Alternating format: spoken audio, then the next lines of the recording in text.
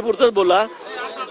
आज संध्याकाळी 5 वाजता सह्याद्री अतिथीगृहावर माननीय मुख्यमंत्री, माननीय उपमुख्यमंत्री दोघेही राहतील आणि संबंधित अधिकारी जे आहेत ते त्या ठिकाणी राहतील आणि उपोषणकर्ते जे आहेत, हाके सर आहेत, वाघमारे आहेत, पुण्याचे काही आपले समाज बांधव त्या ठिकाणी उपोषणाला बसलेत, त्यांचे प्रतिनिधी त्या ठिकाणी येतील आणि अशी एक मोठी बैठक त्या ठिकाणी होईल. या बैठकीमध्ये सर्व काही चर्चा होईल.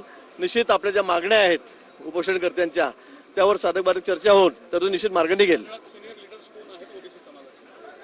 अपेक्षा केली आहे उपोषणकर्त्यांनी की त्या ठिकाणी पडळकर या ठिकाणी आमच्यासोबत आले ते आहेत, सावे साहेबही राहतील त्या ठिकाणी, भुजबळ साहेब आहेत, पंकजाताईंचंही त्यांनी अपेक्षा केलेली आहे, प्रकाश शेंडगे त्या ठिकाणी आहेत, 7-8 लोक, धनंजय मुंडे पण त्या ठिकाणी आहेत, असे 7-8 लोक त्या ठिकाणी त्यांचे प्रतिनिधी म्हणून त्या ठिकाणी राहतील. आता मागण्या ते त्या ठिकाणी सांगतील, अजून काही मागण्या दिलेल्या नाही. एक शेवटचा प्रश्न असा आहे, मुख्यमंत्र्यांनी यावं अशी मागणी आहे.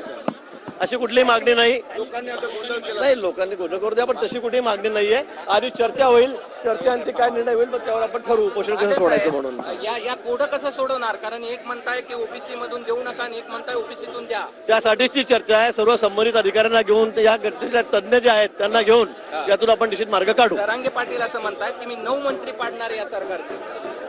आता मी या संदर्भामध्ये काही बोलणार नाही. त्यांनी ते ठरवावं त्यांनी काय करायचं काय नाही. पण मला असं वाटतं की इतकी टोकाची भूमिका घेऊन कोणालाही चालणार नाही. आम्ही कोणावरही अन्याय होऊ देणार नाही. आम्ही त्यांची बाजू संपूर्णपणे घेतलेली आहे, यांची बाजू आम्ही त्या ठिकाणी घेऊ आणि दोघी समाजामध्ये कुठे ताणतणाव होणार नाही याची आम्हाला काळजी घ्यायची आहे. मला वाटतं चर्चेअंती त्यातून निर्णय होईल आणि दोघांनाही, मग मराठा समाज असेल, ओबीसी असेल, दोघांनाही त्या ठिकाणी न्याय देण्याचा प्रयत्न सरकार करेल.